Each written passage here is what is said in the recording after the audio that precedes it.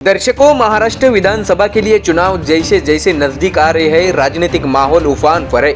महाराष्ट्र में प्रमुख दलों राष्ट्रवादी कांग्रेस पार्टी और शिवसेना के बीच विभाजन के बाद यह पहला विधानसभा चुनाव होने जा रहा है। इसलिए राज्य ही नहीं बल्कि देश भर में राजनीतिक विश्लेषकों की नजर इस महाराष्ट्र विधानसभा चुनाव पर टिकी हुई है।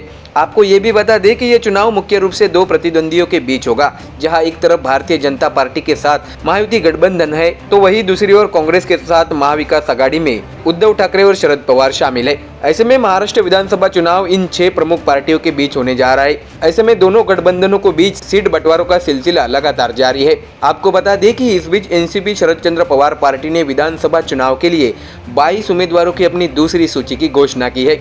एनसीपी शरद चंद्र पवार पार्टी के प्रदेश अध्यक्ष जयंत पाटिल ने आज मुंबई में एक प्रेस कॉन्फ्रेंस में अपनी दूसरी सूची की घोषणा की। जयंत पाटिल ने यह भी कहा है कि बिना प्रेस कॉन्फ्रेंस किए जल्द ही तीसरी सूची की घोषणा की जाएगी। आपको बता दें कि शिवसेना उद्धव ठाकरे ने धाराशिव जिले के परांडा विधानसभा क्षेत्र के लिए अपने उम्मीदवार की घोषणा की है, लेकिन एनसीपी ने आज परांडा में डॉक्टर तानाजी सावंत के खिलाफ पूर्व विधायक राहुल मोटे के नाम की घोषणा की है। इस क्षेत्र में प्रत्याशी देने के बाद अब महाविकास आघाड़ी में विवाद की आशंका पैदा हो गई है।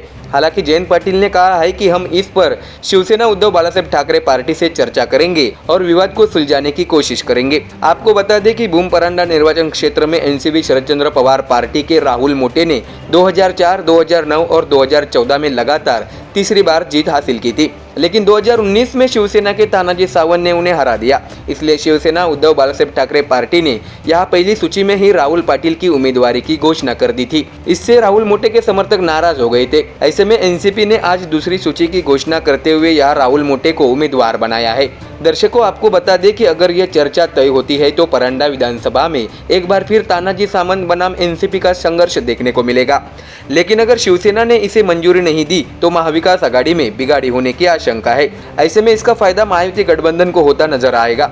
आपको जानकारी दे कि इस सूची में छगन भुजबल के खिलाफ माणिकराव शिंदे को भी नामांकित किया गया है। 2009 में माणिकराव शिंदे ने भुजबल को हरा दिया था। हालांकि उस वक्त उन्होंने शिवसेना से चुनाव लड़ा था।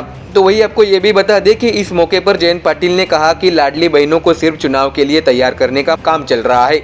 उन्होंने कहा कि सांगनेर में जयश्री थोरात को लेकर दिया गया बयान बेहद दुर्भाग्यपूर्ण था। राज्य ने देखा कि लाडली बहनों के साथ कैसा व्यवहार किया गया। जयंत पाटिल ने सरकार पर निशाना साधते हुए आरोप लगाया कि कपास और सोयाबीन की फसल को भारी नुकसान हुआ है, किसानों के मुंह में आई घास छीन लिया गया, लेकिन महायुति सरकार ने किसानों की मदद नहीं की। हर दिन 2 किसान आत्महत्या कर रहे हैं।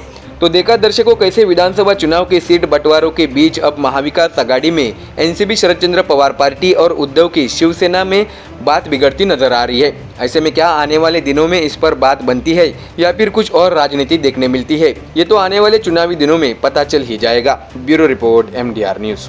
महाराष्ट्र में चल रहे विधानसभा चुनाव के घमासान के बीच कई राजनीतिक खबरें सामने आ रही है। फिलहाल तो सत्ता दल और विपक्ष के बीच दल बदल और आरोप प्रत्यारोप का सिलसिला लगातार जारी है। तो वहीं दूसरी ओर सीट बंटवारों के खेल में हर पार्टी अपने अपने उम्मीदवार के नामों की घोषणा करते दिखाई दे रहे हैं। ऐसे में खबर शिवसेना यूबीटी पार्टी की ओर से सामने आई है, जिसने सबको चौंका दिया है कि आखिर उद्धव ठाकरे ने ऐसा क्यों किया। तो आइए जानते हैं खबर विस्तार से।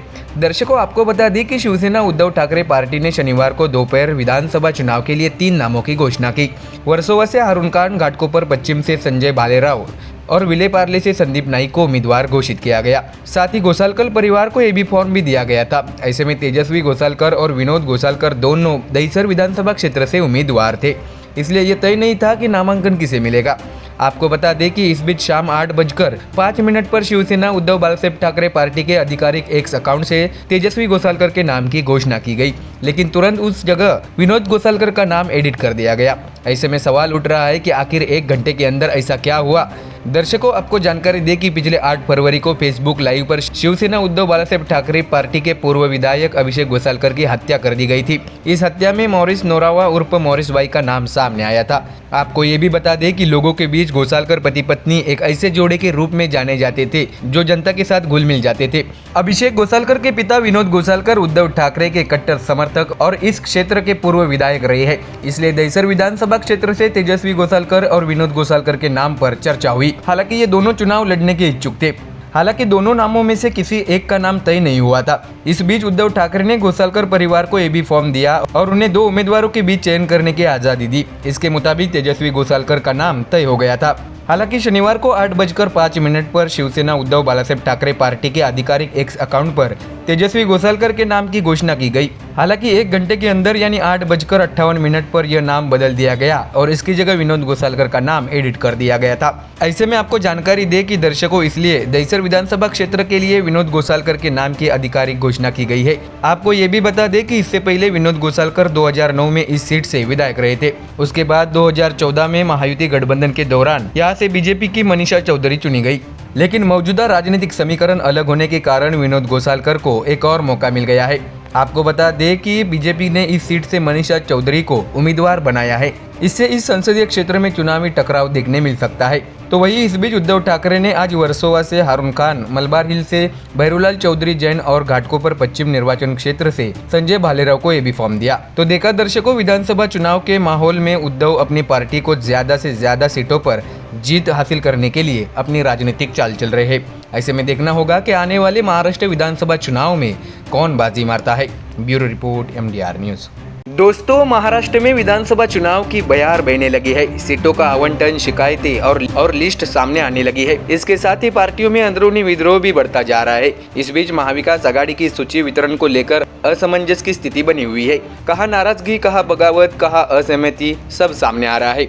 दर्शकों, आपको बता दें कि इस बीच शिवसेना उद्धव बालासाहेब ठाकरे पार्टी सांसद संजय राउत ने एक बड़ा बयान दिया है। उनके इस बयान से राजनीतिक माहौल में कई कयास लगाए जा रहे हैं। बता दें कि संजय राउत ने कहा है कि हमारी बीजेपी नेता और डिप्टी सीएम देवेंद्र फडणवीस से कोई दुश्मनी नहीं है। इसके साथ ही राउत ने अमित ठाकरे पर भी बात की है। दरअसल जब संजय राउत से पूछा गया कि अगर शिवसेना के शिंदे गुट के सदस्य सरवणकर माहिम विधानसभा क्षेत्र से अपना नाम वापस लेते हैं तो क्या ठाकरे गुट अपना उम्मीदवार वापस लेगा, इस पर उन्होंने कहा है कि माहिम में हमारा उम्मीदवार वापस लेने के लिए क्या पंडित नेहरू वहाँ खड़े हैं, क्या इंदिरा गांधी या बाबा साहेब आम्बेडकर खड़े हैं जिसके लिए प्रत्याशी वापस लेने का निर्णय लिया जाए। संजय राउत ने अपनी बात रखते हुए कहा है कि तरुण लड़कों को राजनीति में लड़ने दीजिए, उन्हें राजनीति के बारे में अच्छे से जानने दीजिए, वे समझे कि राजनीति में क्या क्या समस्या आती है, तभी उनका नेतृत्व कायम रहेगा। राउत ने अपनी बात रखते हुए ये भी कहा है कि हम राजनीति में इतनी आसानी से आए हैं क्या। इसके साथ ही देवेंद्र फडणवीस के बारे में पूछे जाने पर संजय राउत ने कहा है कि देवेंद्र फडणवीस से हमारी कोई निजी दुश्मनी नहीं है। राउत ने कहा है कि वे केवल हमारे राजनीतिक दुश्मन हैं। महाराष्ट्र में एक राजनीतिक संस्कृति है, हमारी किसी से कोई निजी दुश्मनी नहीं है। संजय राउत ने यह भी बताया कि उद्धव ठाकरे का फडणवीस को दिया गया बयान या तुम रहोगे या मैं रहूंगा केवल राजनीतिक तक सीमित था। संजय राउत ने यह भी कहा है कि मैंने देवेंद्र फडणवीस के साथ चाय भी नहीं पी है, मैं एक कट्टर शिवसैनिक हूँ। इसमें संजय राउत ने देवेंद्र फडणवीस के साथ पर्दे के पीछे बातचीत की संभावना से इनकार किया है। आपको बता दें कि संजय राउत ने चैनल ABP माझा को इंटरव्यू दिया। इस इंटरव्यू में संजय राउत ने ये बयान दिया था। आपको बता दें कि दर्शकों, संजय राउत हमेशा देवेंद्र फडणवीस की आलोचना करते हुए कई उपमाएं देते नजर आते हैं, जैसे कि देवेंद्र फडणवीस ने महाराष्ट्र की वाट लगा दी, हमारी पार्टी तोड़ दी, वह अनाजी पंथ है, वगैरह वगैरह। ऐसे कई बयान संजय राउत ने दिए हैं। लेकिन अब विधानसभा चुनाव के मौके पर संजय राउत द्वारा उनकी देवेंद्र फडणवीस से कोई दुश्मनी नहीं है, ये बयान सुनकर सबकी आंखें खुली की खुली रह गई है, क्योंकि कयास ये भी लगाए जा रहे हैं कि राजनीति में कुछ भी संभव है। इसके साथ ही संजय राउत से ये भी सवाल पूछा गया कि क्या उद्धव ठाकरे मुख्यमंत्री बनेंगे। यह पूछे जाने पर राउत ने बताया कि हमारी इच्छा है कि उद्धव ठाकरे दोबारा मुख्यमंत्री बने।